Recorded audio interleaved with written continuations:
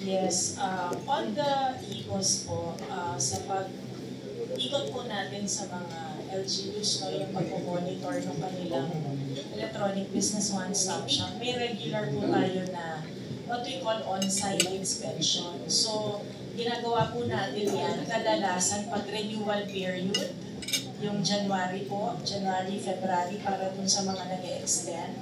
So, nagde-deploy po tayo doon ng tao para tignan kung buhay pa ba yung EBOS na kinoment natin sa kanila. Is it running?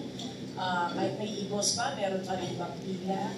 And we automatically provide the feedback po dun sa LGU, no? Kung may mga napansin po tayo na medyo, lihis na ng konti dun sa ideal state sana ng isang EBOS. So we do provide a feedback kapag po kailangan ng action from the LGU.